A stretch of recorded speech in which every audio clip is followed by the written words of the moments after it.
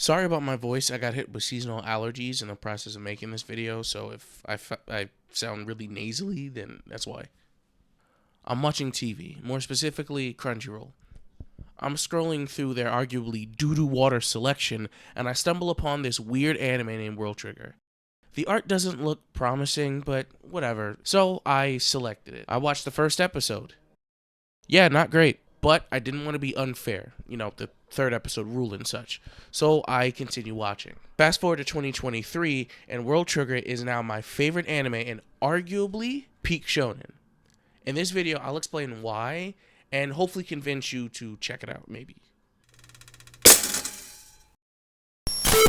World Trigger, created by Daisuke Ashihara, tells a tale of Osamu, Yuma, and Chika, three rookies at Border, an agency defending Earth from the aliens known as Neighbors from the Neighborhood, an alternate dimension. The story kicks off 4 years after a significant incident that devastated Mikado City, the setting of World Trigger, leading Border to unveil their advanced weapons, called triggers, as a sole means of combating the Neighbors. Real talk though, Goat Trigger is absolute heat.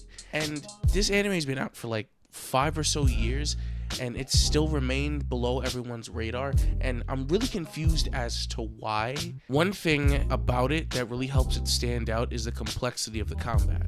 If I had to give it a title, I'd say that it's like a real-time military strategy / operations. I know that sounds weird, but hear me out.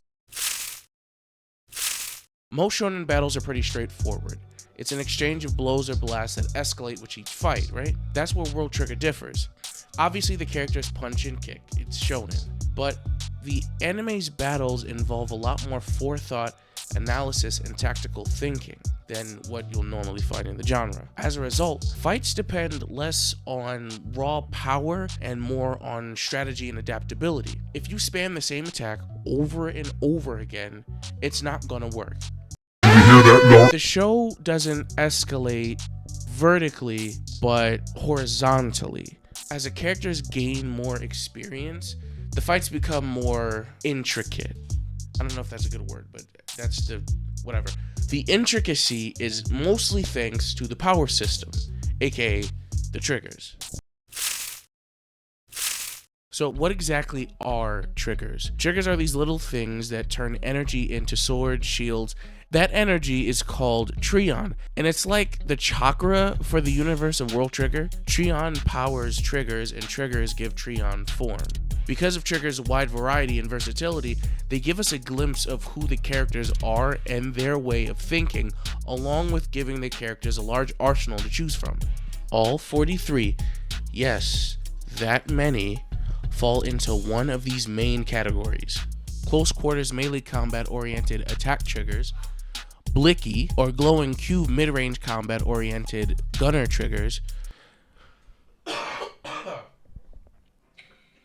Okay. 360 no scope long range combat sniper triggers, defense wall or shield triggers, trap triggers, and then a bunch of other optional triggers. I'll literally be here like for days trying to go into every single one. So just like watch the anime, bro. Naturally, with so much variety, there's a bunch of different loadouts the characters can have, which leads to interesting interactions in the show. So squads need to be really creative and focus on synergy when it comes to what combination that they use in battle. For example, there's a squad made up of 2 attackers and 1 sniper. Now, normally your snipers would be the one like supporting the attackers, which is what happens, but the sniper is so good that the 2 attackers mostly set up situations and scenarios advantageous to their sniper and not the other way around. Another squad exclusively fights in the mid-range, and they like to pressure their opponents, while another squad likes to control areas with traps, or I don't know, another one likes to focus on supporting just their ace or their strongest agent. There are limitations though. For one, you can only equip 8 triggers, 4 for each hand. And you have to have enough Trion to not only maintain your Trion body, but have enough for the triggers you have equipped. A conundrum Osamu knows all too well. See, Osamu Mikumo has a Trion factor of 2, the lowest among Border's combatants. Worst thing is, he can't hack himself more Trion. But despite this disadvantage, Osamu is no slouch. Let me give you an example. Oh, also, there will be spoilers. Just want to let you know. Oh, you're still here? So we're good? Awesome. All right. So you got Osamu, right? He's setting up some traps. Two agents disappear from his radar, a trigger that allows you to see Trion bodies within a certain radius. Both discover the wires he was in the midst of setting up, which sucks for Osamu because that tells him he's nearby. The two agents, Kashio and Kai, are closing in on Osamu. He's wondering what to do. He's not finished setting up the wires. Should he fight them? Obviously not. He's not skilled enough to take on both of them.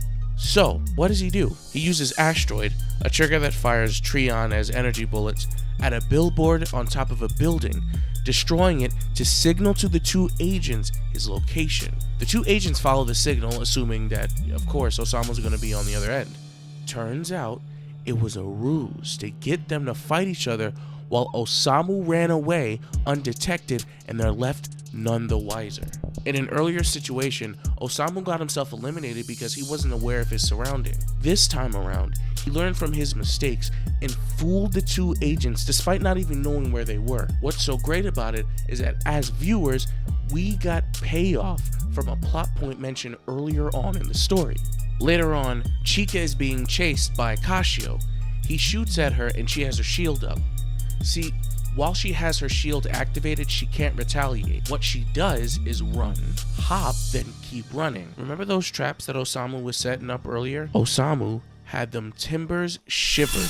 Fearing there are more traps set up by Osamu, he halts his movement to check to see if there are any wires by slashing the air with his sword. When he realizes her bluff, he tries to continue his fire, but then Osamu steps in with his ray gust, a sword, shield, hybrid trigger, to protect Chika. In those few moments Kashio was distracted, Chika deployed her lead bullets, a trigger that converts regular Trion cubes to lead to immobilize the target, and Kashio got caught in his leg after trying to dodge it. Osamu then rushes towards him. Kashio starts shooting at Osamu, but Chika throws up her shield for him and he secures the point. Just to reiterate, Osamu is a weakling. He has a Trion factor of 2. Yet does that stop him? No, it doesn't. He is the perfect underdog. He has every disadvantage in the book, and yet every single time he rises to the occasion.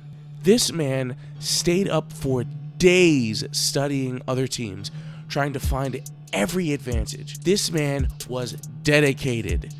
By season 3, bruh, nah, this man is just smurfing. Honestly, it doesn't stop with just him. All the characters are like that. They aren't characters just written to be strong. No, the characters are actually skilled and experienced, which gives the cast and you something tangible to analyze before, during, and after each fight. There's a real systematic approach to all the fights in World Trigger, which is another thing I think that really makes it so unique.